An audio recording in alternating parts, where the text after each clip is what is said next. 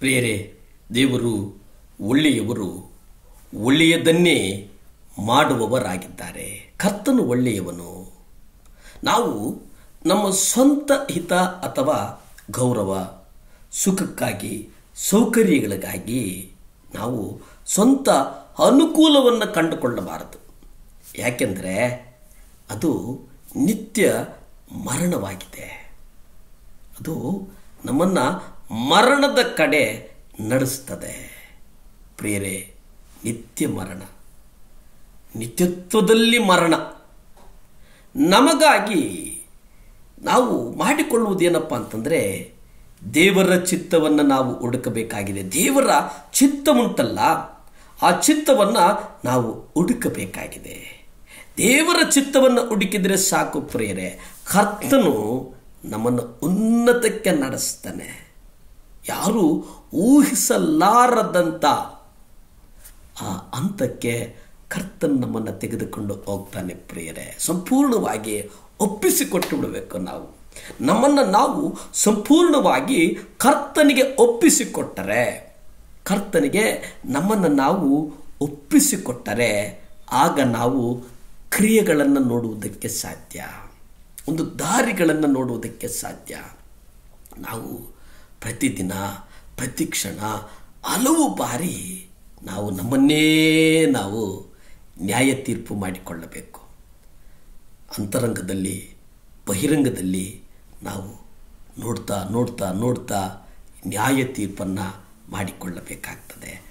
ಆದರೆ ತಲೆ ಎತ್ತಿ ನಾವು ಯೇಸುವನ್ನು ದೃಷ್ಟಿಸಿ ನೋಡಬೇಕು, ಕರ್ತನನ್ನು ದೃಷ್ಟಿಸಿ ನೋಡಬೇಕು. ಕರ್ತನನ್ನು ನಾವು ದೃಷ್ಟಿಸಿ ನೋಡುವುದು ಬಹಳ ಮುಖ್ಯ ಪ್ರಿಯರೇ. ಯಾಕಂದರೆ ಕರ್ತನು ತಲೆಮಾರುಗಳಿಗೂ ನಮ್ಮನ್ನು ಆಶೀರ್ವದಿಸುವವನಾಗಿದ್ದಾನೆ. ಒಂದು ದಿವಸ ಅಲ್ಲ, ಸಂತತಿಯಿಂದ ಸಂತತಿಗೆ. ಅಬ್ರಹಾಮನಿಗೆ ಹೇಳ್ತಾನೆ, ಜನರೇಷನ್ ಟು ಜನರೇಷನ್ಸ್ ನಿನ್ನನ್ನು ಆಶೀರ್ವದಿಸ್ತಾನೆ. 2 ಕೊರಿಂಥ 7ನೇ ಅಧ್ಯಾಯ 1ರಲ್ಲಿ ನೋಡಿ, ಅತಿ ಪ್ರಿಯರೇ, ಕರ್ತನ ಹೇಳ್ತಾನೆ, ನೀವು ಅತಿ ಪ್ರಿಯರೇ. ಈ ವಾಗ್ದಾನಗಳು ನಮಗಿರುವುದರಿಂದ ನಾವು ಶರೀರ ಆತ್ಮಗಳ ಕಲ್ಮಶದಿಂದ ನಮ್ಮನ್ನು ನಾವು ಶುಚಿ ಮಾಡಿಕೊಂಡು ದೇವರ ಭಯದಲ್ಲಿ ಪವಿತ್ರತ್ವವನ್ನು ಸಿದ್ಧಿಗೆ ತರೋಣ ಪ್ರಿಯರೇ. ಇಲ್ಲಿ ಗಮನಿಸಿ ಪ್ರಿಯರೇ, ಕರ್ತನು ಮೊದಲೇ ಹೇಳುವ ಹಾಗೆ, ಪ್ರಿಯರೇ ನಿಮ್ಮನ್ನು ಪ್ರೀತಿಯಿಂದ ಬೋಧಿಸುವವರಾಗಿದ್ದಾರೆ. ದೇವರು ನಮಗೆ ಕೊಟ್ಟಿರ್ತಕ್ಕಂಥ ವಾಗ್ದಾನಗಳು ಉಂಟಲ್ಲ, ಆ ವಾಗ್ದಾನಗಳು ನಮಗೆ ಇರುವುದರಿಂದ ಆ ವಾಗ್ದಾನಗಳ ಅನ್ವಯ ನಾವು ಏನು ಮಾಡಬೇಕಂತಂದರೆ, ನಮ್ಮ ಶರೀರ ಆತ್ಮಗಳ, ನಮ್ಮ ಶರೀರ ಉಂಟಲ್ಲ, ನಮ್ಮ ಆತ್ಮ ಉಂಟಲ್ಲ, ಆ ಶರೀರ ಮತ್ತು ಆತ್ಮಗಳ ಕಲ್ಮಶದಿಂದ ನಮ್ಮನ್ನು ನಾವು ಶುಚಿ ಮಾಡಿಕೊಳ್ಳಬೇಕು. ನಮ್ಮನ್ನು ನಾವು ಶುಚಿ ಮಾಡಿಕೊಳ್ಳುವುದು ಯಾಕೆ ಎಂದರೆ, ಅದು ಕೇವಲ ದೇವರ ಭಯದಲ್ಲಿ ಪವಿತ್ರತ್ವವನ್ನು ನಾವು ಸಿದ್ಧಿಗೆ ತರುವುದಕ್ಕಾಗಿ ಪ್ರಿಯರೇ.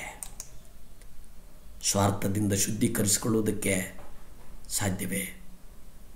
ಪರಿಪೂರ್ಣತೆಯ ಮಾರ್ಗ ಅದು ಬಹಳ ಮುಖ್ಯ. ಅಂದರೆ ಯಥಾರ್ಥತೆಯ ದೈವಿಕವಾದಂಥ ಒಂದು ಜೀವನವನ್ನು ನಡೆಸುವುದಕ್ಕೆ, ಯಥಾರ್ಥತೆ, ಒಂದು ಪ್ರೀತಿಯಲ್ಲಿ ಯಥಾರ್ಥತೆಯಲ್ಲಿ ನಡೆಸುವುದಕ್ಕೆ ಕರ್ತನು ನಮಗೆ ಸ್ಪಷ್ಟವಾಗಿ ಹಾದಿಯನ್ನು ತೋರಿಸುವವನಿದ್ದಾನೆ ಪ್ರಿಯರೇ.